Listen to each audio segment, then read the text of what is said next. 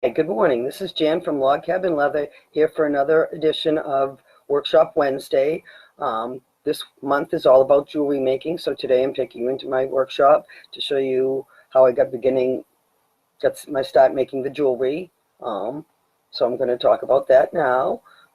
Thank you to any of you that join me. Again, like I say, I apologize for not always getting these broadcasts ahead of time because I've been having trouble broadcasting. I think I'm doing better, so I will try to be more efficient at getting broadcasts out ahead of time. But thank you again. My name is Jan Hibbard. My business is Log Cabin Leather. We are here in my basement workshop, which is where I create most of my products. If I'm not demonstrating in a craft show, that's the other place I make a lot of my products. So again, this is all about jewelry making. I talked in my Maker Monday, again, how the influence Mount Kearsarge Indian Museum, where I work, and have been involved since it opened, has been a biggest influence. One of the things I've always made are dream catchers. I make them in all different sizes. So again, another area where the feather influence comes in. And of course, the feathers come in all different colors. I make the dream catchers. You can get the lace in all different beautiful colors. So I make a large array of those. I don't have those on my website or anything because they're all one of a kind, and so it's hard to list them. But in any event, so there was another idea, where the feathers came in. So the first thing, whenever I'm making something, I experiment a little bit. A lot of times I'm using pieces of paper and cutting out patterns, out of paper, scrap paper. So recycling. I'm taking old notices from shows and things like that, and I was a teacher for a long time, and I was very good at cutting and making patterns. So I can kind of visualize something in my head, make it like I've made some, three-dimensional masks. I used to do those with the kids out of paper. I did them out of leather. I can kind of visualize how it should be. And from sewing, I used to make some stuffed animals. So basically that, sewing is really the only thing I learned. In 7th grade, 8th grade, you had to take home ec. Sewing was, half the semester or something about that each year. So I learned to sew. I used to make a lot of my clothes. So sewing is really the only pre-knowledge I have to anything aspect of leatherwork. The leatherwork itself is completely self-taught. I learned the influence of dream catchers obviously came from the museum, but I learned to do those myself. And actually, I think the leather feather jewelry collection, again, I'm not one big on jewelry because I'm allergic to metals. Haven't been able to wear earrings. I tried when I was younger, but 20 minutes and my ears were so infected and so gooey and so uncomfortable, that it certainly wasn't worth it. So the holes in my ears have been closed up for 30, 40 years now. I actually think the feathers actually originated from a keyring. Let me see, I have another keyring over here. I don't know if I started with this shaped keyring, and I was trying to make a feather, and so I cut it and made it into a feather shape. But then again, this is a shaped keyring that I never really used much. A lot of times at craft shows you can make your own bracelet and keyring. I do workshops on that. I may do one on jewelry making if people are interested. So if you're watching this, please comment whether you'd love to attend a jewelry making workshop. It obviously would be here in New Hampshire. But again, I do make and take where kids could make their own keyring, bracelet, things like that. So I had this shape, and it's like, I wonder if I could make that into a feather. So basically, I just started cutting, and I just tried to mold it a little bit that it would make it look like somewhat of a feather shape, and they would all be a little bit different, so I would just kind of curve it. And then from there, if you played my tool trivia this week, and I screwed up on that again too, I had to get my baby granddaughter. Somebody showed up at my house very early, and I had to go get the baby, and I didn't have it completely posted. I tried to post it once, and the picture was there, but then it didn't save the post, and so I rewrote the post again, and then I forgot to put the picture in. So I had a game yesterday where you were supposed to guess what these tools were, the tool trivia. Anybody know? It is called, now I have what's called an angle blade on it. I think you can see that against my shirt. It's a tip, pointy tip. I don't know if I have any that have the straight tip. There's a straight tip. I don't often use the straight tip one. I like the pointy one. I'm doing a lot of fine detail, so the pointy one is what I want. And this is basically a knife. This is a tip of the blade. It's to cut the leather. So basically any carving I'm doing, I'm using this knife. So it's called a swivel knife because it turns. You hold your finger on the top here, index finger, and then you turn it with your other fingers, and so you can go around corners and curve things. You know, and they come in different lengths. Some are shorter than others. Well, those are about the same. I mean, again, you find one that fits the size of your hand. See, this was a much shorter one. You know, you find ones that feel comfortable on your hand. And again, I like this blade. Of course, the next thing with the leather work, you need water. I keep my water here. I keep it in an old sock in a water bottle because when I'm traveling, sometimes the bottle will sweat and it will get your leather wet, which again, you don't want water sitting on the leather because sometimes it won't dye evenly. And so, of course, if you're going to carve it, you're going to dampen it. And so this is another one I had cut. And again, I probably get so you dampen it with water, which I have in a dish and just a sponge. And then you have your swivel knife, and you're going to carve down the center. So sometimes it's easy for me to go this way. Start there, and then you carve up to the middle. I'm making like the vein, basically, is what I'm doing on the feather.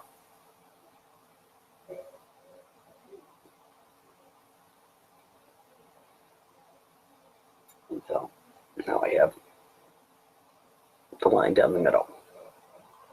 Again, I can't really get the camera a whole lot closer without it being in my way. I don't have a way of zooming it in or anything.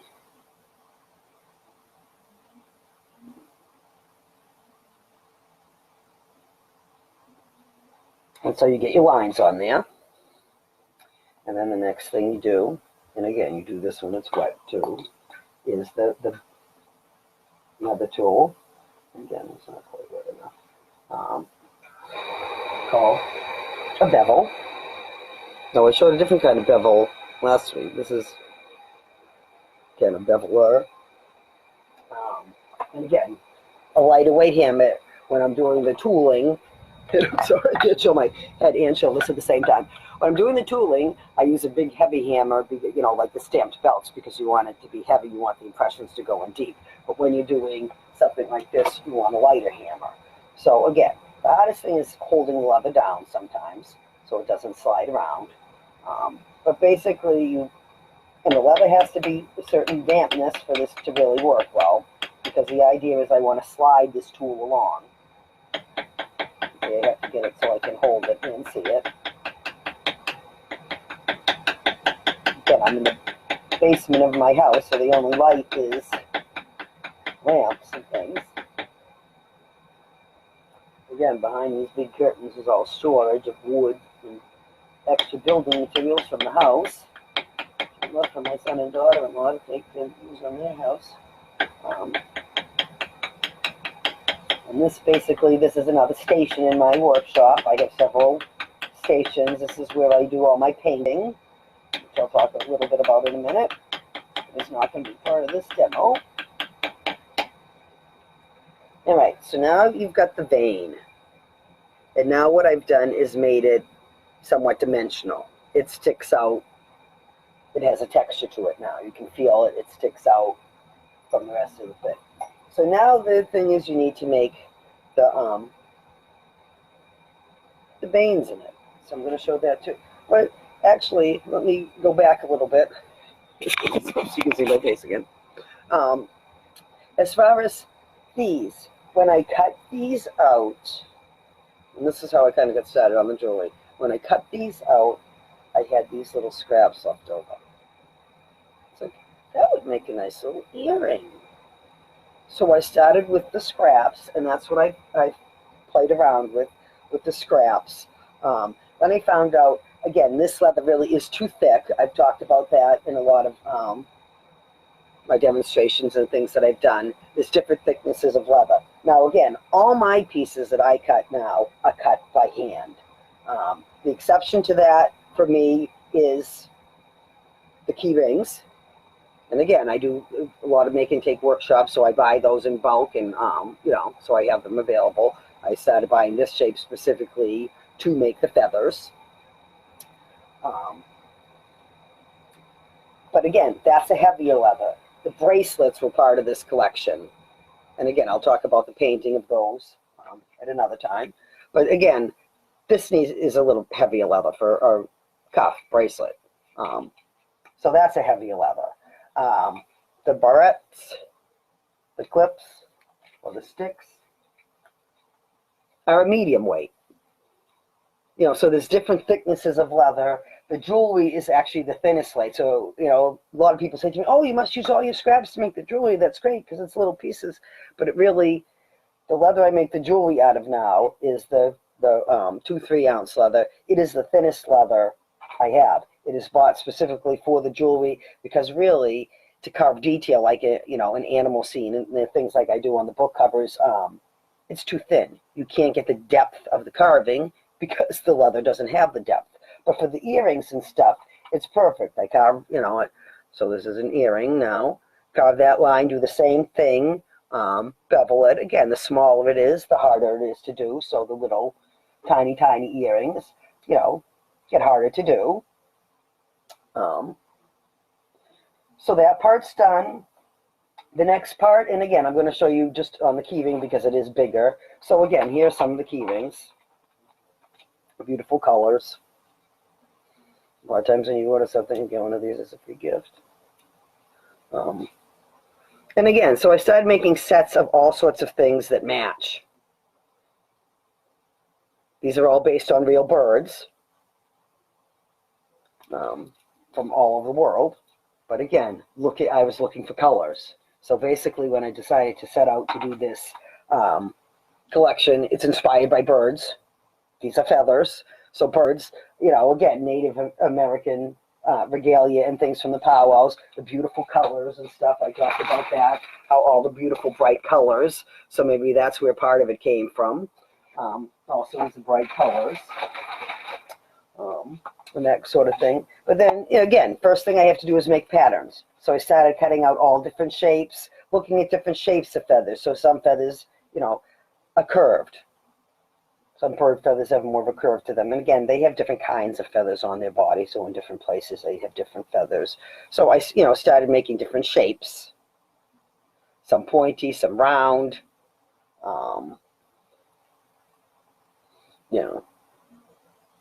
Some not as curved.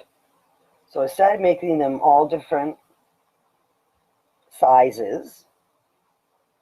I also had mentioned, which I showed a second ago, ginkgo leaf. I started doing leaf shapes as well. And these, I think, make into gorgeous earrings and stuff because the way they're molded, I think, is really cool. And so that started to be something which, again, is not in the process quite today. The molding comes when I'm doing the painting, which is going to be, I believe, next week. So again, I'm just going to finish up on what you really do with these. So now I've got that part in, but now you need to have it look like a feather. And the thing that really does amaze people, and again, this one, I think you can actually see the texture. It has like veins in it and stuff. And most people, like the jewelry, because of the size, obviously this is, not really too big for a real feather. But the first thing when they come up to the jewelry, they think it's a real feather. So, of course, leather is a very sensual product, really. First, people usually smell it. That usually draws them into my booth and things. You smell the leather. The colors visually attract them when they see all the different colors of the jewelry. And like I said, I am going to downsize a little bit because this collection has a lot of different pieces in it. And I think a lot of times I offer too much, and it makes choices too hard. So I have all that. I'm sorry, I just lost my train of thought. So again, I ended up downsizing. But in any event, what I'm going to do next is how do you make the veins in it. because that's what really makes it look like a real feather. I was saying this again. People have to feel it. Once they feel it, they realize it's not a real feather. But at first, they think it is. Once they touch it, again, that's where the textural part comes in. They feel it. They see how lightweight it is. They realize it's not a real feather because it doesn't fall apart like a real feather. It doesn't get wrinkled and ruined like a real feather would if you play with the edges of it. It's very lightweight. So then they realize it's not clay. So most people are, hemming hard for a minute if I don't speak up and say something, trying to figure out what it is. Some people, again, will realize because they're smelling leather and everything else is leather in the booth, that it's leather. But others, it takes a little bit longer to really realize that because they're just not used to seeing it. So that's what draws them in, is all the different textures, the smells, visually, the bright colors. So now the next thing, and this is, again, I just figured this out on my own. I'm trying to make a feather. What would make this look like a feather? Well, this is a nifty little tool. Maybe I won't share the name of it because this might be a tool trivia tool. Actually, it is going to be a tool trivia tool. So I'm not going to tell you the name of it, but if you can get the use of it when I put it on, maybe I should tell you. It's called the hair blade. So if you're watching this now and you play tool trivia next week, you could win a prize because this is going to be the tool. So if you can see what it has, little lines on it, and again, I'm sure you cannot see that on the camera.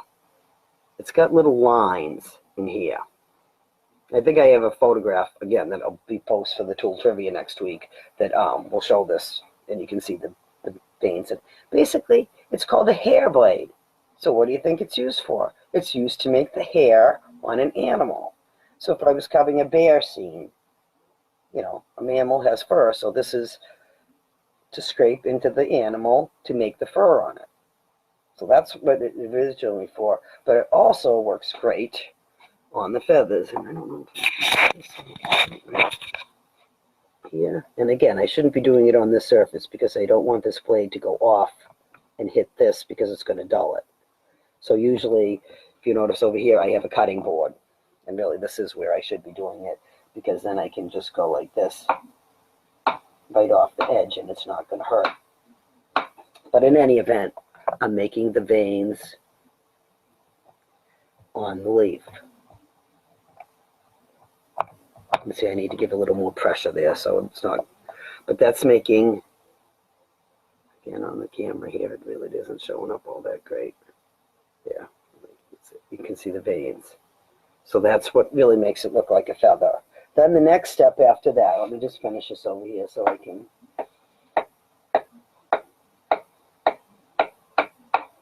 In general, you would probably, sometimes I do this step next, although it's easier to do the painting before you do this next step, but I'll just share this because this is really kind of the feather.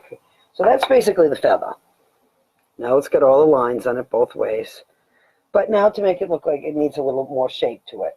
So again, a lot of times that I'm cutting, I'll have little paces where I'll cut in, making it look like a feather up here at the top. I'm going to cut out little pieces.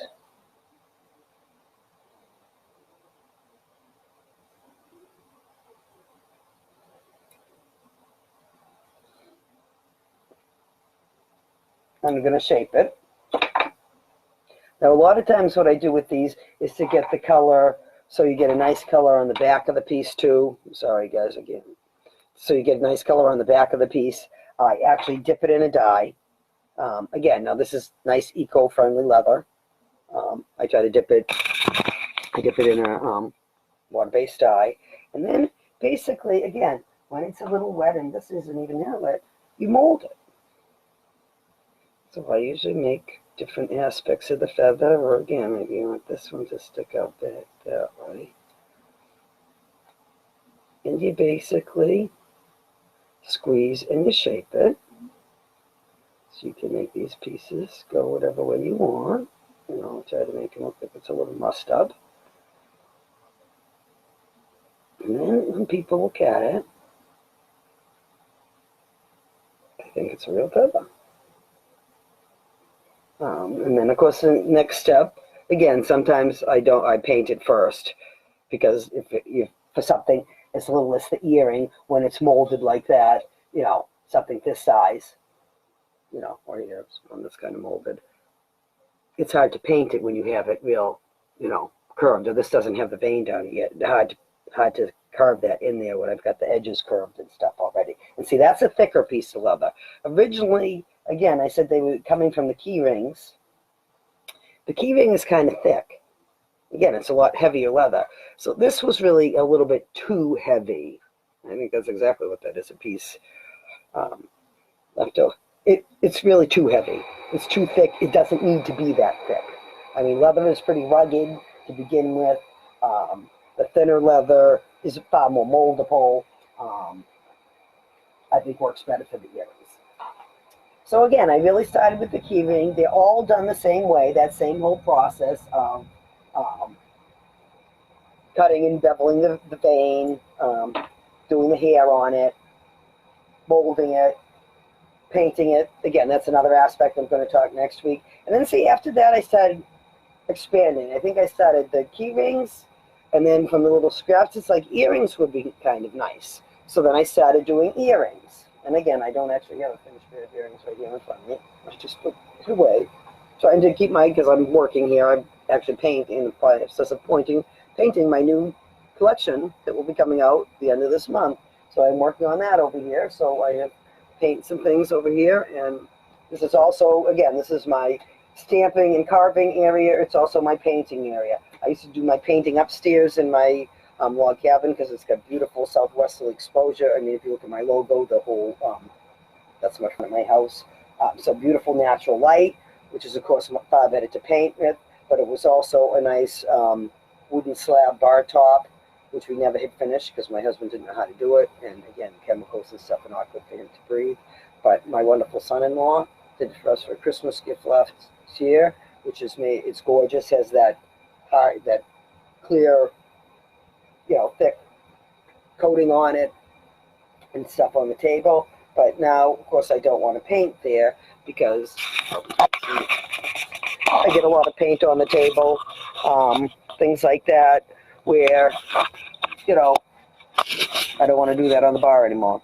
I had stained it, they had to sand it out, so now I have to paint down here, so I don't have the natural light. But again, in this collection, I started making bracelets, I started making the earpieces, I started making the earrings, I started making necklaces. I started with 1 feather necklaces, then I went to the 3 feather necklaces. Again, the Indian influence in these with the Indian beads, the horn, antler, bone beads, glass beads. So they are all real authentic beads, which again, the ties to the Native American culture. But now, in all honesty, I'm thinking of downsizing a bit. The collection has a lot of different components to it. Some sell better than others. And again, my biggest my biggest issue is I offer too much. And a lot of people say, it's hard to make decisions because I give them too many choices to make. So I'm going to try to narrow down this collection. So some of the pieces I have right now, they're still listed on my website right now, the jewelry. I have 2 different collections listed on there. But again, I think they're going to disappear for a little bit, and then I'm going to consolidate it into one. I know, again, with jewelry, and again, I don't have a full understanding of this because I don't wear, if people really care about the metal. I know some people like the sterling silver. My sister will only wear things that are gold. She doesn't like, I don't think, like, brass or something I think would be okay. But again, she likes gold color. She wouldn't wear anything that had silver color. But again, some earrings are only offered in one, with the hardware one color. I think that's what it's going to be. I generally go with what I think matches it. If it's a goldy color, yellow tones, then I use gold. If it's black and white, I'm going to use silver.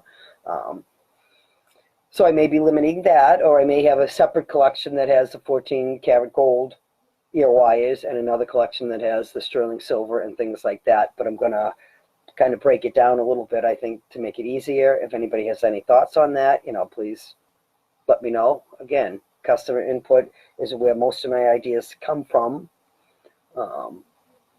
And again, I honestly don't remember on the jewelry if people said, saw some of this and said, oh, these are, either jewelry again, the earrings again originated from me trying the little pieces left over from um, the key rings and things like that. So that's pretty much all for today, I think. Next week, again, I'm going to talk about how I color them, which again is painting. So this is a different aspect of the coloring than what I've shown before. I mean, the belts are done with, I show the different techniques of dyeing them and stuff. This is all pretty much done by hand.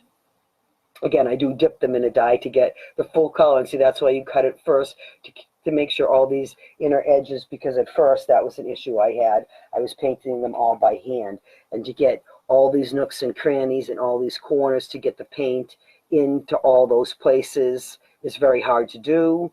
When I dip it in a dye first, it gets all those nooks and crannies, and then I can just paint over it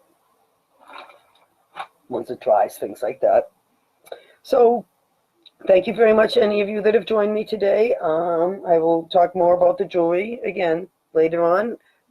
Next week for the workshop Wednesday, I'll be talking about how I add the color to it and painting the different things. And again, they're all influenced by real birds. So basically I went online and researched birds and found ones that I thought were pretty colors, or ones that I remember. My mother, again, was an influence. The cardinal, the indigo bunting, the bluebird, different things that we saw around our house, and things like that. Here now I have I have the barred owl, I have the pileated woodpecker, I have the downy woodpecker, things like that. Red-tailed hawk are all things I have in my yard around here. I have loons that fly over. That's really my favorite. That came from my beginnings up here on Lake Winnipesaukee. But in any event, I think that's enough for now, because I'm starting to ramble and I'm sure getting kind of boring. So thank you very much for joining me today. I hope that was interesting, but basically that's how these are formed. It's not very difficult. I'm just using my imagination. I do have I never liked fantasy, but again, I can visualize things in my head and kind of what it would look like, and kind of get an idea from there, and then I try to make it. A lot of times, like I said, the patterns are done on paper first. So when I first started making the earrings, yes, I did cut out little pieces of paper. Then I had to narrow down and get the sizes all the same, so that if I'm making a medium-sized earring, they're going to all be, the same length, things like that. But that's basically how all my patterns are made. I make it out of paper first. I see what I think. Some, occasionally, depending on what it is, I might try it on, a cheaper piece of leather, or a piece that I wouldn't sell because it's wrinkled or something like that, to try it out. Depends on what it is. But in any event, I think that's all for today on the jewelry making demo. Next week, please join me. And again, I will have these posted. You can join my email. It's the best way to find out about all of this stuff. On Sundays, my newsletter comes out and it highlights the events I'll have each week. They'll all be live here on Facebook. So I go live Monday, Wednesday, and Saturday. Monday is the Maker Monday series. Wednesday is a Workshop Wednesday series. Saturday is the Spotlight Saturday series. So the Maker Monday, I'm kind of telling the stories of how I got started on the jewelry. Then that ties into what I'm doing on Wednesday, when I actually take you into the workshop and show you part of the creation process of actually making the product. Spotlight Saturday is going to highlight particular products in the collection. Again, they're all limited editions, because once they're gone, a lot of them I'm not going to be making anymore. So I'm really cutting down. So the ones you see, I'm not sure how long they'll last. I am coming out with a new collection, so that will be coming out later this month. I will also be having a giveaway later this month, which will involve the jewelry. So the best ways to get in that is to either join my email, which again, right on my Facebook page. In the top image, you can click on that to join, or there's a Join Now button. You can click that. You can join on my website. Although my website, I'm changing my website, my email provider, so I'm not sure which email I still have up there. I'm having trouble hooking it up to the new one. So, you know, you can join through the Facebook page. My website is logcabinleatherbyjan.com. I also have logcabinleatherbyjan.net. So I have both of those. You can also join me on Messenger. Message me, join my Messenger, and then again, I'm trying to put out Messenger blasts the day before I go live. So for Sunday, I'll broadcast for the Monday one. 5 minutes before I go live, I'm going to try to send a reminder, or 15 minutes before, things like that to remind you that I'm going live.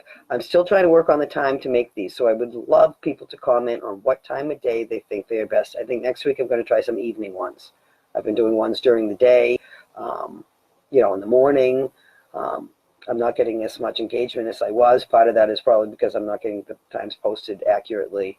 I've been having, last week again, I had all sorts of trouble every time I tried to post it. So we'll try to get them posted ahead of time like that. Again, my email, I send out the email on Sundays. Maker Monday is, I have Tool Trivia is a game on Tuesday where you guess what the tool, so I showed you that tool today, so if you paid attention, you can answer that and you'll win a prize.